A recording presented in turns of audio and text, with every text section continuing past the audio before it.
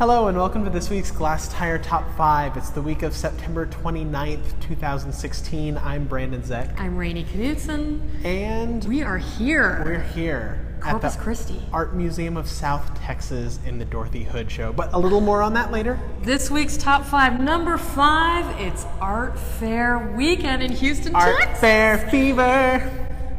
Houston Art Fair, not Houston Fine Art Fair, and the Texas Contemporary Art Fair simultaneously opening. The Texas Contemporary Fair, this is their 7th, 8th year? Something like that. And they're in the George R. Brown. And they're doing another presentation of the other Mexico, so they're bringing in galleries from Mexico City. There are 4 galleries from Mexico City. It's a much smaller fair this year, so everyone's interested to see how's it going to look, this tighter presentation, will it be more tightly edited, et cetera, et cetera. And then what was the Houston Fine Art Fair was sold and is now the Houston Art Fair, and it's quite petite. I think 22 galleries, yeah, and it's like in the that. Silos on Sawyer. So we shall see. So number 4 this week, it's Ryder Richards at Beef House in Dallas with a show called The Invisible Hand. So the show is already opened. However, this weekend there's going to be an Artist Anonymous meeting. An AA meeting. So, you can go and commiserate with your fellow artists and talk about your depths of despair. And Can we all join in the... Can everyone join in Beef House? artistic despair? Artists might feel a little turfy about that. Anyway, that is Saturday, October the 1st, from 7 to 9 at Beef House. And the show is Ryder basically building out the space. Ryder's very hands-on. He does a lot of construction with his work. And the show is basically him building out Beef House and turning it into a white cube. So he is removing the character of the space with a new, better Beef House. With a sterile, clean, antiseptic environment. Because isn't that what we all need? That's how I like my art presented. Number 3 is a new space in Dallas called The Box Company. This is Jason Cohen and his wife Nancy's space. It's on the south side of Fair Park in Dallas, and 14,000 square feet. Yeah, it's a large space. It's a very large space. Some of it's going to be gallery, and then some of it will eventually be built out into artist studios. I think he's just essentially built a white box within a Quonset hut. There is no climate control in there, so he's not going to be able to run it in warm times of the year. Not that we're in a cool time of the year quite yet. But there's going to be about 6 shows per year in it. And At so least the that's first what the program show is Francisco Moreno? Yeah, the first show is Francisco Moreno, and it's some of his squiggle paintings. So Francisco, he's represented by Aaron Cluley, so the show's kind of in collaboration with Aaron Cluley.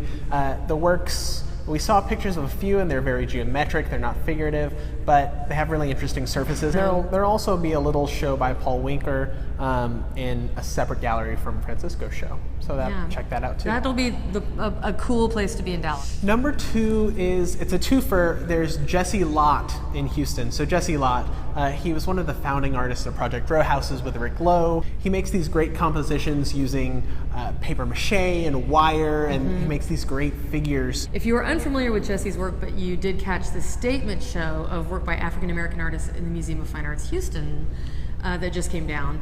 His was the big group of basketball players it was the classic Celtics Rockets matchup with Ralph Sampson from the 1980s. So he's this year's Lifetime Achievement Award winner at the Art League Houston, and that's like a gala Friday night. And so he has a show there. And then Mystic Lyon, which is Emily Sloan's new space. In the East End in Houston. In the East End in Houston. She bought an old grocery store with a house attached, so she's living there. And then I think the grocery ultimately will be a gallery, but her first step is to make this window space, right? It's like a window presentation.